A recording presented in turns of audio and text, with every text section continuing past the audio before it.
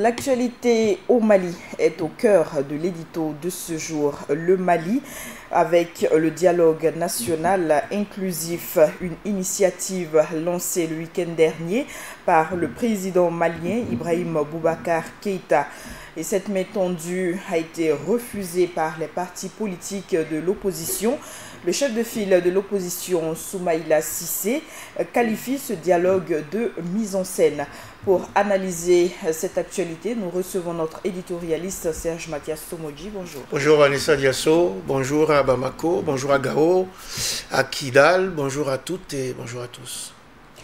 Un dialogue national inclusif, il s'agit là d'un diagnostic d'un grand malade. Oui, c'est vrai que le Mali est un grand malade et que toute initiative tendant à se pencher sur ce malade afin de le guérir est la bienvenue. On a annoncé ce dialogue, il devait être national, il devrait être inclusif, mais on sera à l'évidence que non, il n'est pas inclusif, ce dialogue, puisqu'une bonne partie de la classe politique et des organisations de la société civile n'y prennent pas part. Cela nous amène à une situation où on se demande où est-ce qu'on trouvera la porte de sortie, comment on sort de la crise par le haut si tout le monde ne se donne pas la main pour effectivement examiner les problèmes qui se posent, et ils sont nombreux, ils sont graves, et examiner ces problèmes-là afin d'y apporter les solutions idoines. C'est quand même assez difficile, et je vois le président du Mali, Ibrahim Boubacar Keïta, emprunter cette image d'un ancien roi du temps romain et qui invite tous les fils du Mali à boucher la jarre trouée de leurs doigts afin que l'eau ne se répande. Mais tous les fils ne sont pas d'accord sur le format proposé par le gouvernement. Tous les fils du Mali ne sont pas d'accord sur le contenu de ce dialogue inclusif, et pour qu'il soit inclusif, il aurait fallu que, évidemment, en amont, on ait fait un travail qui permette à tout le monde de s'y retrouver et de s'accorder sur l'essentiel.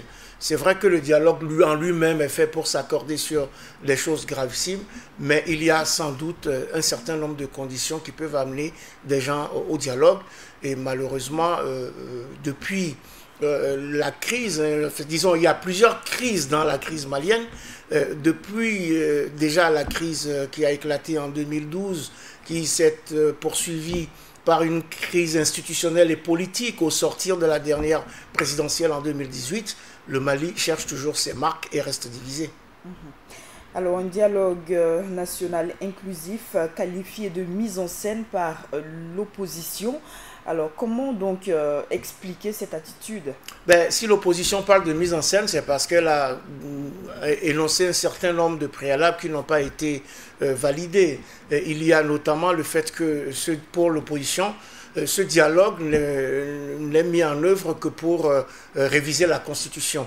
Il faut se rappeler que la révision de la Constitution avait été projetée en 2017, déjà en juillet, et a été rejetée par la rue, et que Ibrahim Boubacar Keïta a dû faire marche arrière. Mais cette révision de la Constitution est rendue nécessaire pour mettre en conformité les dispositions de l'accord d'Alger qui a été signé en 2015 et qui a eu, avec beaucoup de difficultés, il faut se rappeler, où une partie ne voulait pas, après on a pu signer, mais cet accord est un accord qui divise la classe politique parce qu'il y a des dispositions dedans que l'on estime qui tendent à créer une partition de fait du Mali. C'est ce que les uns et les autres disent, et c'est pour cela que pour les uns, il faut plutôt réviser cet accord dans son intégralité, et pour les autres, il faut réviser la Constitution pour prendre en compte les dispositions de cet accord. Et donc c'est une vraie querelle de fond sur laquelle il faut d'abord s'accorder. Et tant qu'on ne se sera pas accordé sur cette querelle de fond, tant qu'on n'aura pas réglé cette question-là, je vois mal comment les uns et les autres pourront s'entendre.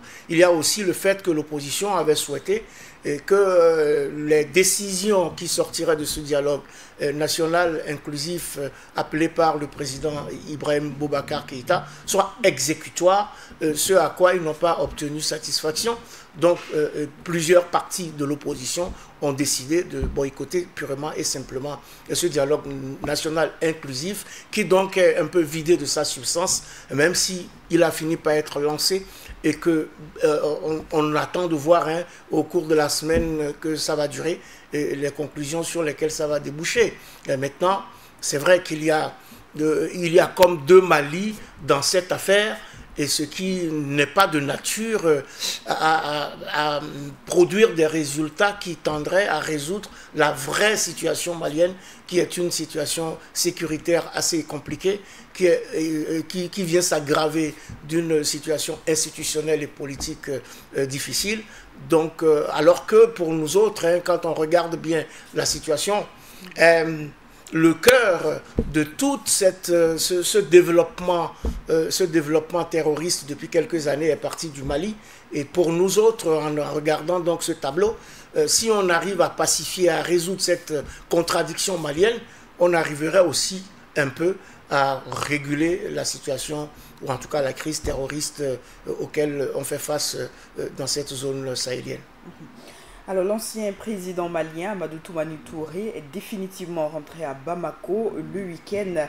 Quelle peut être sa contribution dans cette quête de réconciliation? Oui, c'est une bonne chose que Amadou Toumani Touré soit rentré chez lui.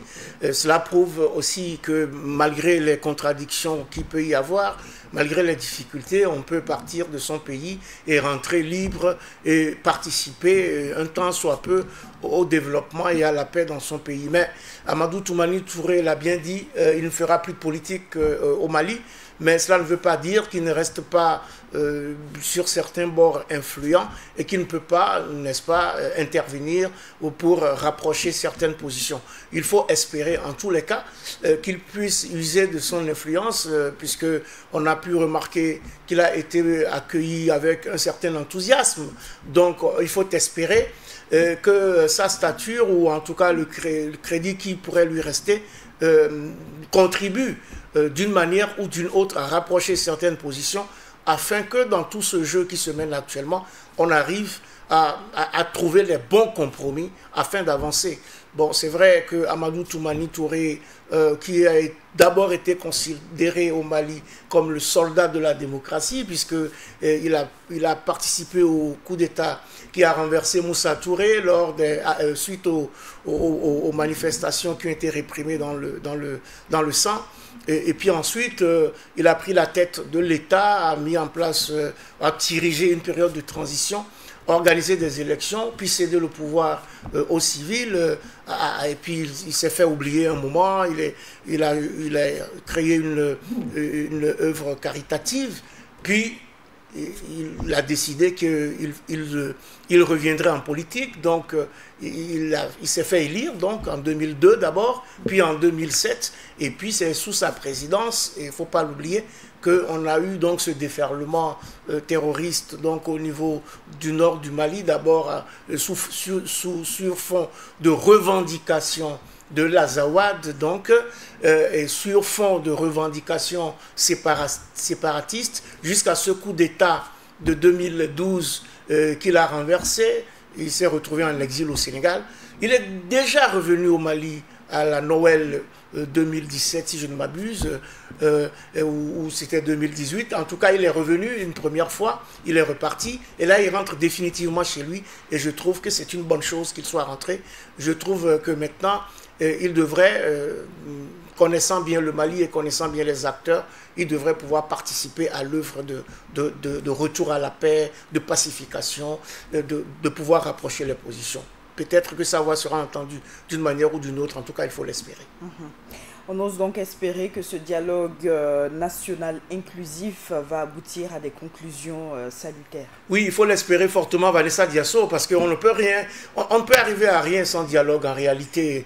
Après tout, ce sont des Maliens, et je pense que chacun doit pouvoir se donner la main, chacun doit pouvoir aller à ce banquet du donner et du recevoir, mais je suis d'accord qu'on n'y va pas, on ne va pas à ce genre de rencontres pieds et poings liés sans avoir un minimum de garantie, sans avoir un minimum de conditions qui permettent en tout cas d'avancer ou de sortir par le haut. Donc j'espère en tout cas qu'au sortir de ce rendez-vous, que les Maliens continueront de se parler, de chercher les voies et les mécanismes qui permettront de ramener le Mali à sa dimension pacifique, à sa dimension humaine, à sa dimension que l'on connaissait avant, à sa dimension démocratique aussi.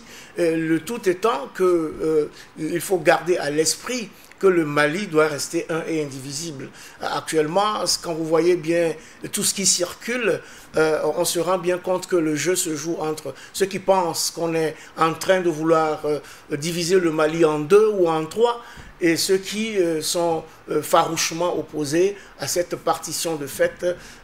Donc il va falloir quand même, je pense, savoir raison garder et puis maintenir le Mali dans ces dimensions telles qu'on le connaît, avec les compromis qu'on peut trouver pour que Kidal redevienne véritablement malienne avec une possibilité au pouvoir central d'y aller, parce que depuis, c'est un peu comme un État dans un État aujourd'hui, il faut bien l'admettre, puisqu'il y a énormément de problèmes autour de Kidal, et je pense que la rencontre initiée, ou en tout cas projetée, entre le président français et les chefs d'État des pays membres du G5 Sahel, initialement prévue pour le 16 décembre et qui est maintenant reportée pour le 13 janvier 2020, doit permettre aux uns et aux autres de poser clairement la question de Kidal, de résoudre cette question-là, parce qu'une fois qu'on aura résolu cette question, je pense qu'on aura résolu une grosse partie du problème